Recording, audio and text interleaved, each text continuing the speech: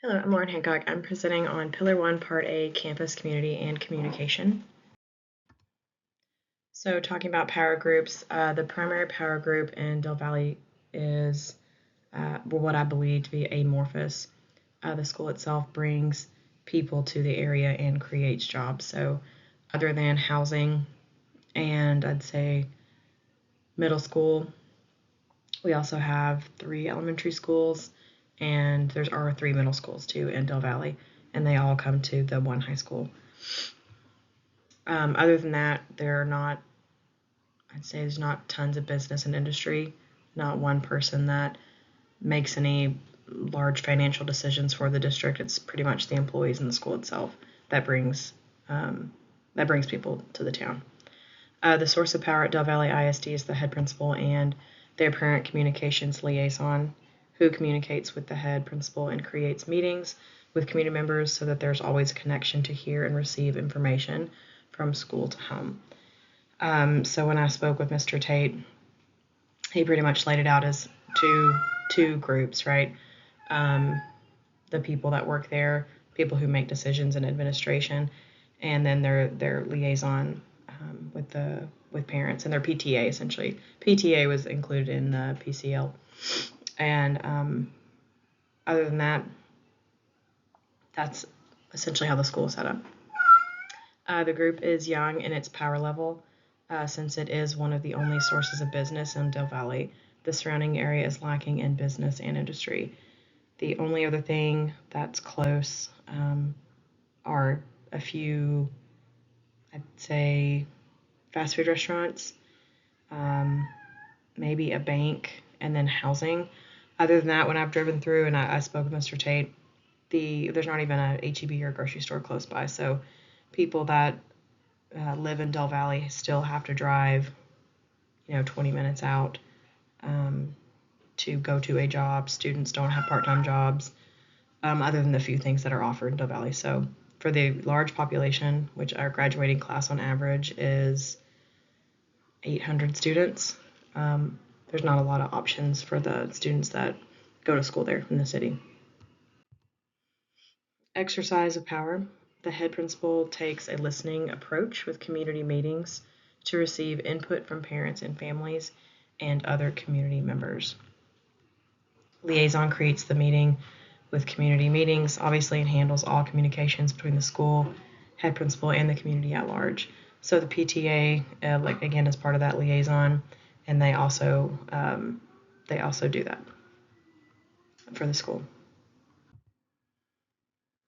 Some powerless groups. I believe that powerless groups include news people, simply because the town itself is small and spread out.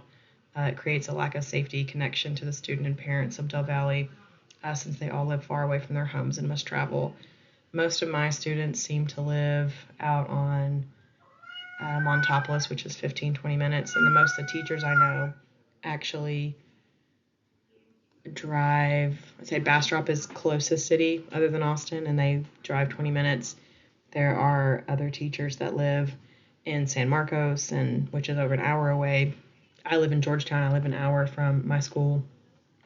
So it seems like a lot of locals don't even teach at the school in itself. So I think that has to do a lot to do with there's nothing there, right? So the school again is what brings in business and money.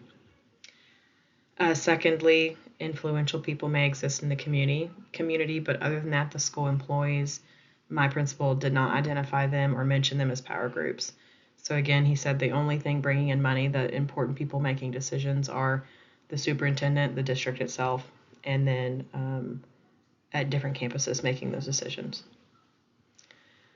And unfortunately, without influential people, there are less opportunities for donations to the school for programs or other financial support. Something that I notice a lot, the behavior is such a problem at Del Valle, and I think importance of education to our students. And I know that goes back to parents and what they believe is important. And if there were maybe more programs or more support, there was more business, our students could have part-time jobs and see, there would be influential people in the community to to give back and to reach out to our students and do more outreach. So I do know there's lots of community programs, but other than that, lack of business is obviously not helping. And then after school programs, I find that's an issue. Like all of our students ride a bus, they don't get home till maybe an hour on their bus route because all these kids are spread out and they live so far away, which that's multiple. Most of my students ride the bus. I believe commercial and private industry, including land developers, are somewhat powerless, um, simply because all there is housing out there. Um, I guess in the sense, what I mean is like commercial business building, and they're limited on space. Since Austin, we're just right on the outskirt of Austin. The effect of lack of industry and business is a halt for the school to grow. Industry creates jobs, educational opportunities, and incentives to grow the town. Lastly, since there are no churches near the school town where the students attend because most of them live on the outskirts of Del Valle and Austin, they are not members of church. And I'd say church simply because it can be any church, but any religious entity or group. I've kind of taken just like a poll with my students in all my classes. My students don't attend churches. They don't go to anything religious or anything, I guess, that some other higher power, something of importance that shows them value and teaches those characteristics. I think something like an after school program, Mr. Tate and I have spoken about that would be such a big positive impact on our kids. No boys and girls club. Again, there's no industry for that. There's not a YMCA near us.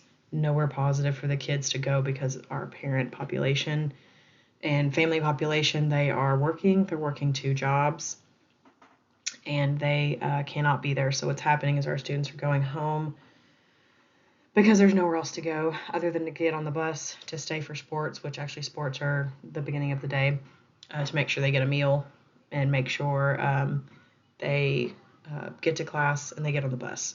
So there really is nothing offered after school the way that our bell schedule works. I think that's causing a problem. Kids get home and they have to take care of other family members. They have to take care of brothers and sisters, and there's not really a focus on academics, which makes sense. They don't really have a choice, right? If mom and dad tell you to stay home, and that's what they're focused on, taking care of their families. I believe without other positive groups or after school programs, it's difficult to show students other adults in their life with strong character, morals, and values. The parent population at Del Valle is economically disadvantaged and typically work long hours. Like I mentioned a second ago, when students get home from school, those parents are working late, arrive at odd hours, leaving students at home alone, unsupervised, which who knows why we have such an increase or such a large amount of drug use at Del Valle, but it's constant. So I do believe if we had something like that, then academics would be pushed up.